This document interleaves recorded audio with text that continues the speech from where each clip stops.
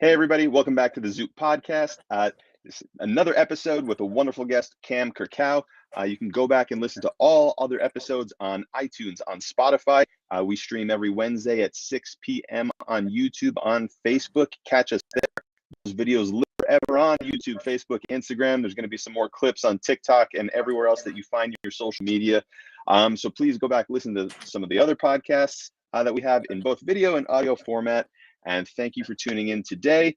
As I mentioned, our guest is Cam Kerkau, and I hope I'm saying Kerkau correctly. And I'm sure you get that question a lot. Yeah, I do. It's actually Kerkau. Against all odds, it's Kerkau. Well, then I apologize. Ladies and gentlemen, Cam Kerkau. Thanks, Jordan. How you doing? And Cam's here today. He had a campaign days ago. You could see the link to the campaign scrolling through the video. The link is also in the show notes in the description on the audio podcast as well.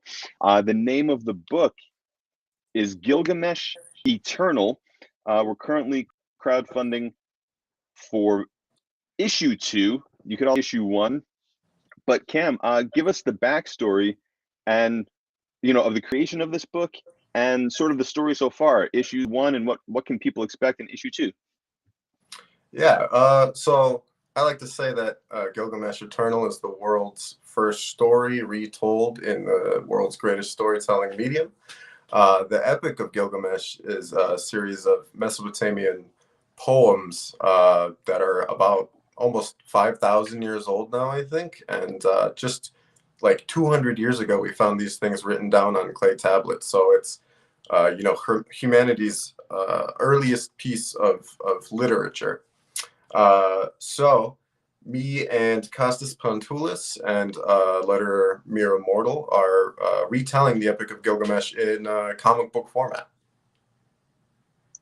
And what was sort of the impetus? Did you connect with that story when you first heard about it and it was like, man, if I ever get a chance, I kind of want to put my own spin on this? Or like, what's your connection to the source material? Yeah, so Gilgamesh is one of those names that I feel like I always knew, or at least you don't really remember the first time you hear the name Gilgamesh because it seems kind of prevalent throughout our culture, right? But I don't think a lot of people know Gilgamesh's story. I certainly didn't. I didn't read the Epic of Gilgamesh in school like some people do. So yeah, just a couple of years ago, I went to read it just out of curiosity, and I was surprised by how timeless the central conflict of it was. The myth, it centers Gilgamesh's struggle with his own mortality in a way that I think that anyone can kind of relate to. So yeah, I especially related to it, and it's a story that I felt like was worth sharing in this kind of updated format. And then, I mean, you did an issue 1. There is an issue 2. It's there in the name. This is an epic. So, hey, we're already over 80% funded. Day 2. What are we in? Day 2. We're not even complete. So it's looking good for issue number 2. Epic go. Do you have planned out?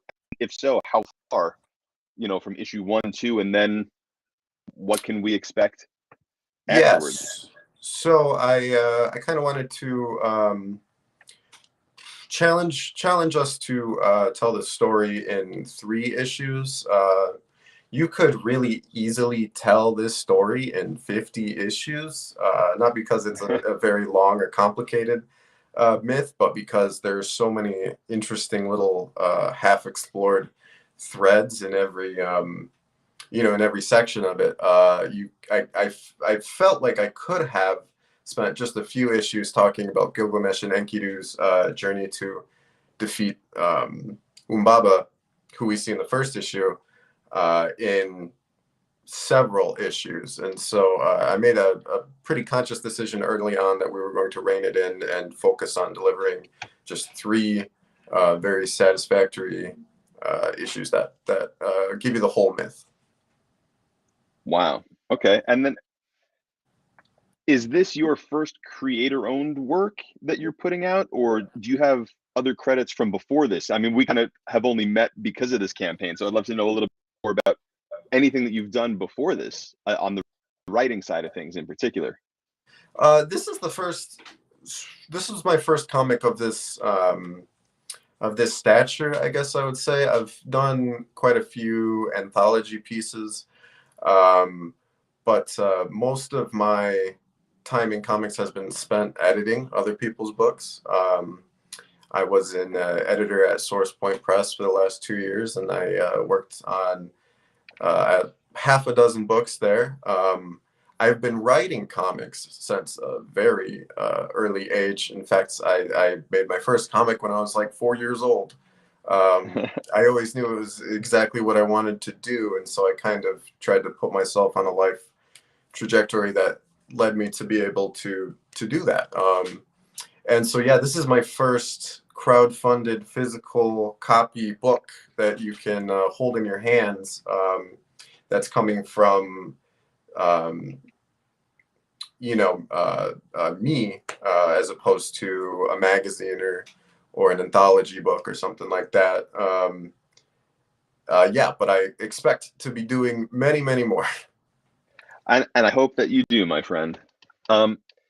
You had mentioned, I don't know if getting into comics, but a lot of your work in comics has been as an editor. So how does someone break into, or is your story of breaking into becoming an editor, I guess it's like a staff position at a publisher?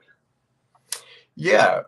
So I would say that my career in editing began probably in college when I was managing the school newspaper there, and that led into a job as a staff writer and editor for a local newspaper for the city.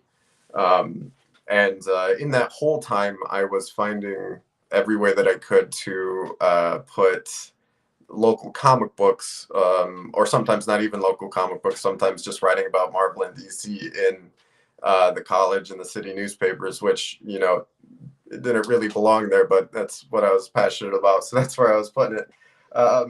And yeah, I had always been aware of Source Point Press. They started in Detroit and they moved to Saginaw. I'm from Saginaw, so it wasn't a far drive to march into their office and show them some of the other works that I've edited and some of the little comics I made on my downtime, and beg for an internship, which led to a staff position. I was going to say, you must have been stoked to know that there was a comic publisher in your hometown. It's like all of a sudden, and they're a newer publisher. It's not like they've been around for 15, 20 years. Like, so when you were thinking about, what you want to do with your life and thinking about writer at the age of 10, 12, 15, it's not like they were around. You were probably like, there's Marvel and DC and I don't know anybody else. Maybe Image at that point, Right, yeah. Actually, I discovered the Michigan Comics Collective first, which was a group of Michigan writers and artists who got together to make these anthology books that they would sell at local stores, and I believe they'd give the proceeds to charity. I bought the first one I saw off the shelf immediately and saw in the back of it that there was a call of submissions for their next anthology. And that was back in like high school when I was like 17. So that was actually the first anthology I ever submitted a script for. They approved it. And from the time between the script being approved and the book actually coming out, the Michigan Comics Collective was kind of absorbed by Source Point Press, just because, they had seen these two entities of Michigan creators out in the wild, and it just made sense to kind of come together, Combine. Yeah. Man, look at you. You're like a little Jim Shooter. I'll take that. I won't. High school kid. Yeah, absolutely. High school kid getting your published. That's awesome. I wonder, I don't know if you knew this about me, and I'm not trying to make this about me, but I had another startup before Zoop called Complitz, and we were talking with Source Point Press about distributing their content digitally, and I remember Michigan Comics Collective. Oh, cool. And yeah, and so what's really funny is maybe 8 or 9 years ago or so, Cam, I may have already been sort of touching your work without even realizing it. That's awesome. I hope so. Crazy connection there. Yeah.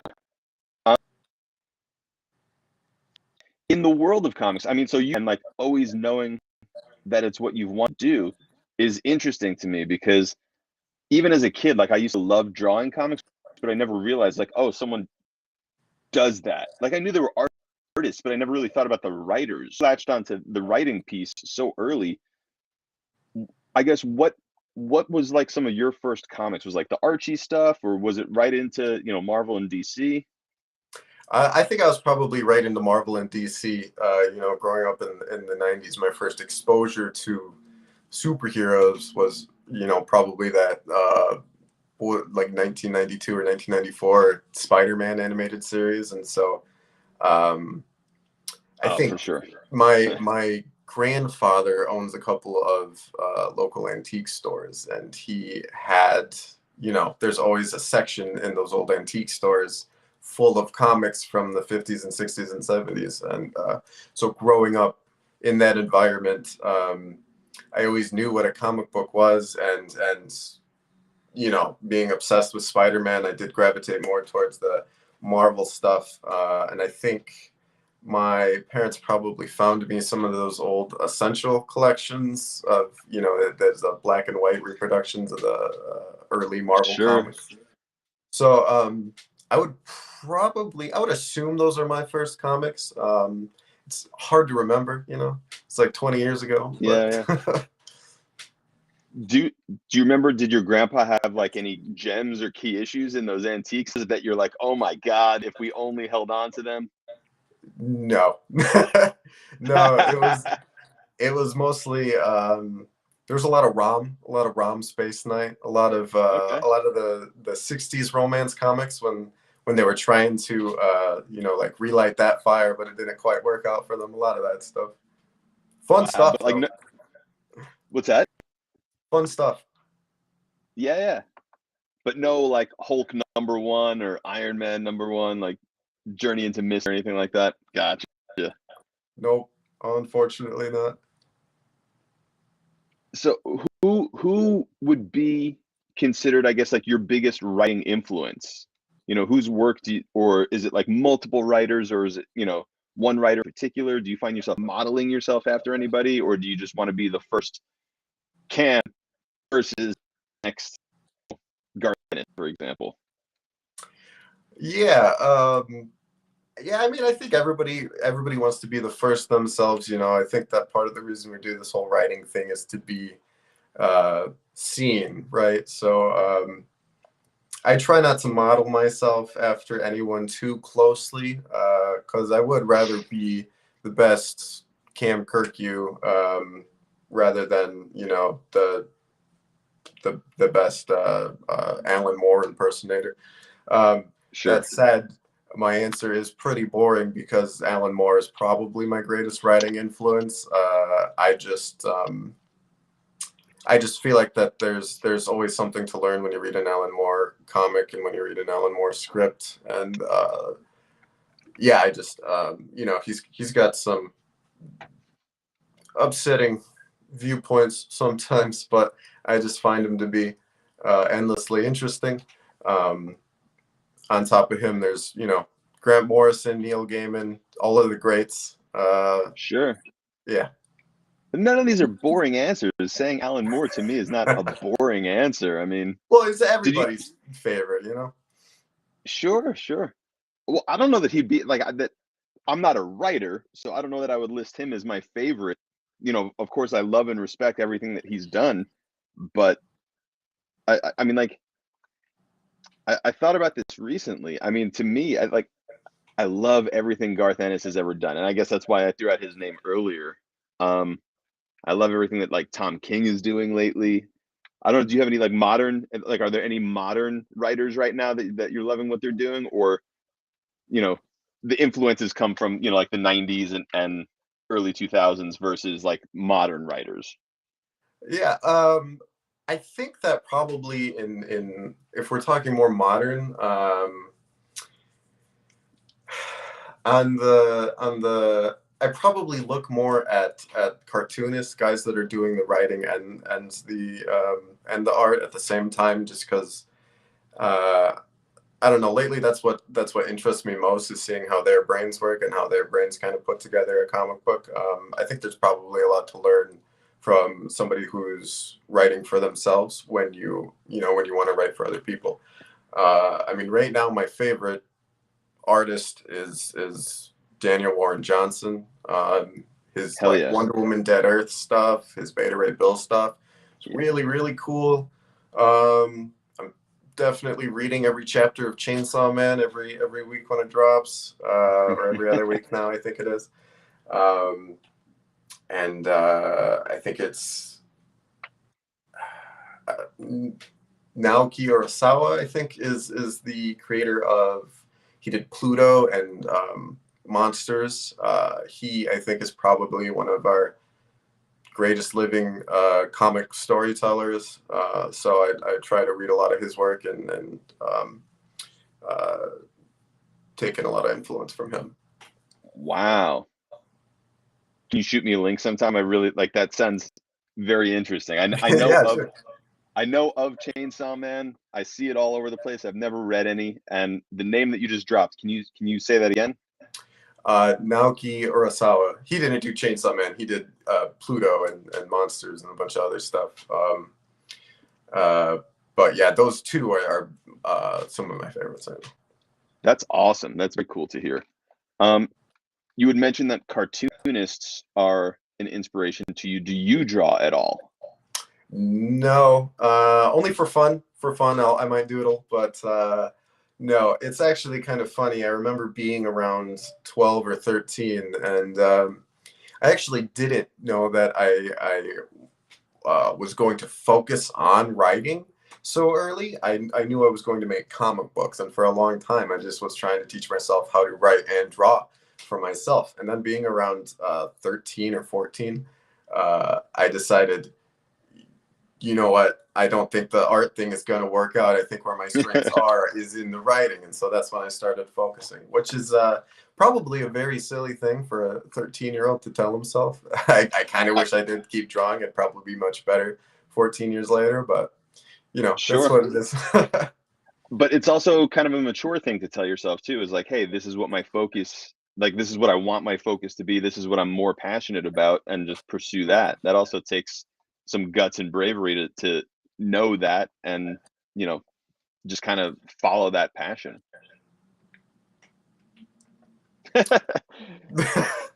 And then you said something. I mean, we use the word cartoonist. I asked someone else this as well, because to me that's like a new word in my vernacular.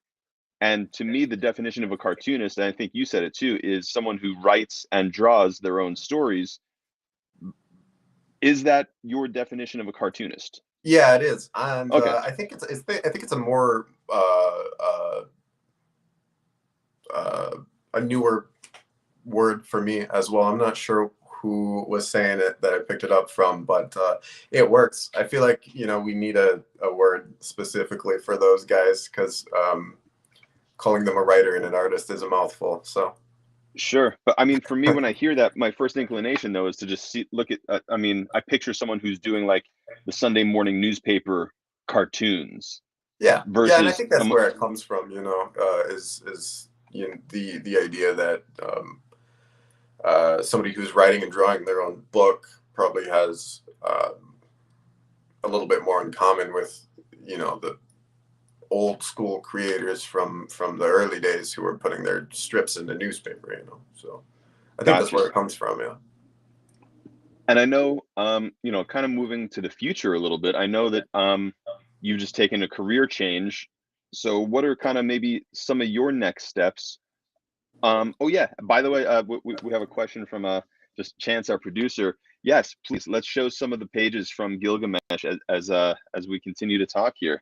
Thank you, Chance. But oh man, that was a good one to choose, by the way. What an Yeah. awesome what an awesome double page spread. Oh my goodness. And Kostas is a genius. I was gonna say, give us his full name again. Kostas Pantoulas. Man, and how did you guys connect? Yeah. So I was writing Gilgamesh for a while, and I knew that I wanted a really unique look for the book, and so I was looking for an artist for weeks, and I looked through dozens of portfolios, and nothing was really clicking with me. I knew I wanted the book to look really unique and not like anything else, but I didn't know what I wanted it to look like exactly until I found Kostas's portfolio online. As soon as I saw his chaotic sci-fi collection, I knew that this was what Gilgamesh needed to look like. It couldn't look like anything else. And so we connected and we hit it off right away. And yeah, that was about 2 years ago now. Oh, wow. And now, we've been talking every week, and we're really good friends. He's a great guy. I learned something new every time we talk. And sorry, I'm just staring at these pages. I Yeah, love I them know. every time I see them. Well, the interesting thing is, like, I realized that you had mentioned there's yourself. Um, say his name again. I'm so sorry. Kostas. Kostas, and you have a letterer. So Kostas is doing the pencils, inks, and colors. Yep. To me, it looks like, is it colored pencils or is there crayon? Like, that's the kind of texture that I kind of get from his work. I believe that it is like a slightly watered down paint. Oh, really Yeah. interesting. All right. Yeah. So like not just like traditional like coloring. That's why it gives it like a different look and feel than like most comics that I see. Yeah, for sure. And his design sensibilities are always intriguing to me too. He gives everything this strange kind of like bioorganic kind of look where you're not really sure if you're looking at flesh or metal or what. And I love that ambiguity, especially when dealing with these ancient gods. And yeah, it makes a whole lot of sense. And Chance, I don't know if you could pull up that. I don't know if you have those files labeled, but there was that's the one I want you to pull back up. So this is a variant cover. And I believe are you keeping this virgin? This is a virgin variant cover for Gilgamesh #2. No, we're gonna dress them. Okay. Yeah. And then who was the artist on this one? Was this Dennis? Yep, this is Dennis Men here. Dennis is an artist who just recently, I think within the last year or 2 years, he posted on Twitter that he was leaving his day job and focusing entirely on making a career in comics, and he was just kind of what do you call it? Just focusing this career path into existence and materializing it, and it's just incredible to me that we haven't. I feel robbed that we haven't had years and years of his art, because the man is clearly just an incredible talent. I am so excited every time he drops a new piece of art. I'm so lucky that he was able to do this cover for us. So this cover shows in the center there, that's Shamhat, and she's flanked by Inanna and Ninsun on the behind her.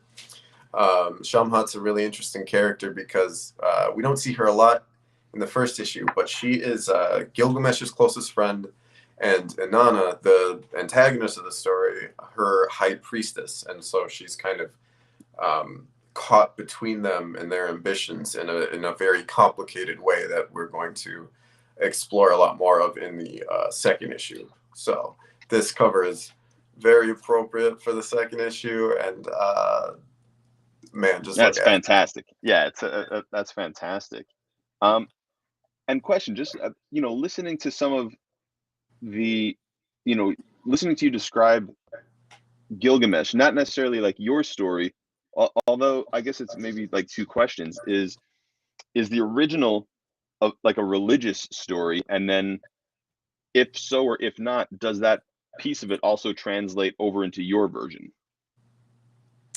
Well, I'm not a religious person myself, so if that's what you mean, then no. But the Epic of Gilgamesh, I think, is regarded as a religious text as well as a literary one.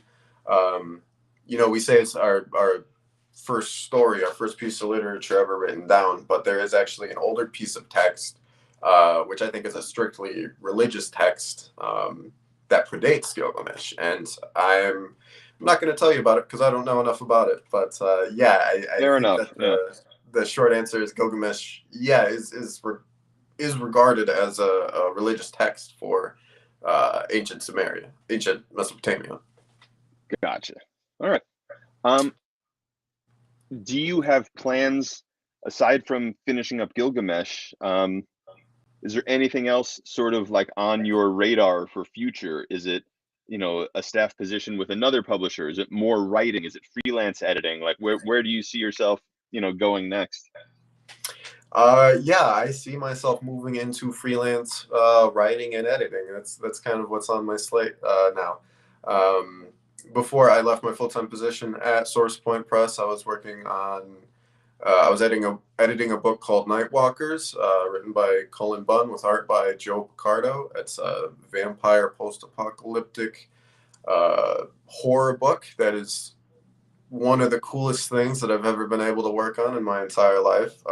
I'm so happy to be on it, and I'm so proud of the work that we've been doing. The third issue is in previews right now, so you can pre-order the third issue. You can go to your local comic store and pick up the comic shop and pick up the first two. And I'd be so grateful if you did. I'm going to continue on with that series after I leave the full-time position. I'm going to edit it on more of a freelance basis with the publisher. My other day job is separate from comics, but overall, the move is going to allow me to work on my own stuff more. I think people are going to see a lot more written comics from me with this move. So overall, it's Awesome. a really exciting development. Excellent, man. I'm going to start to wind down here, but I have kind of some rapid fire questions for you that kind of ask everybody. Number one, what's your desert island run? Stranded on a desert island, you get one comic or one run of a comic. What are you bringing with you? Teen Titans, Marv Wolfman, Ooh, Teen Titans. there you go. I like it. Yeah. Quick and to the point. Number two, who would be your dream collaborator? Artist, Ooh. another. Take Alan Moore out of the equation. You're a writer. You're going to write this thing. Who's your dream artist collaborator? Daniel Warren Johnson. He's the best. That's awesome. All right, I very much like that answer, and I know the point of you coming on here was to really promote your current campaign live on Zoop right now. I think we're at like 83% funded in under 36 hours. Forget about 48 hours. Under 36 hours, Really we're exciting. over 80% funded. Give us like one last sort of appeal to people who are listening to this, about back in the book, why they should talk about some of the rewards that are available. Yeah, give us the plugs, Cam. Yeah, so Gilgamesh Eternal #2, it picks up a couple of months after the first issue, after Gilgamesh has become kind of overcome with grief and he's thrust into the wilderness in search of Utnapishtim, the immortal, because he realized that he is mortal and he can't stand that. So he's going to go on a quest to try to get himself some eternal life, and he's going to get himself into a lot of really outrageous battles of mythic proportion that are beautifully rendered by Kostas. And if you like anything that blurs the line between science fiction and mythology and anything that just looks gorgeous, then I think I got a book for you. And by the way, while we've been filming this interview, you just had a real nice play that brought you up to about 90% funded. So Nice. yeah, just checked on that. Yeah. Oh, that's exciting. Yeah, man. $2,699 out of the $3,000 goal. Hey, people who are listening or watching this live, let's get in there tonight. What do we think? Can we hit the goal in 48 hours by 8 a.m. Pacific tomorrow? Can we do that for this lovely, hair flowing, handsome young man? I had to bring up the hair, Cam. Thanks. I just watched it. It is gorgeous. I got one last thing. where can people find you on social media? If they're looking to hire an editor, they need a writer, point them in your direction. Yeah, I'm definitely most active on Twitter. You can find me at Cam Kirkau, CAMKE. Sorry, I should know how to spell my own name. At Cam Kerkau, CAMKERKAU. That's also my Instagram handle, and you can find me on Facebook as well, but I'm a lot less active there. Awesome. And guys, you see the link in the description. You see the link going across the screen. Back the campaign today. zoop.gg/c/Gilgamesh Eternal. Get the books, get some original art, perhaps, get some sketches, lots of fun stuff there. And again, thank you guys for watching here, listening on iTunes, on Spotify. Check us out on Facebook. Go back this campaign. You'll love it. Thank you, Cam. Thank you, everybody, for checking us out. I don't really have a good sign off, so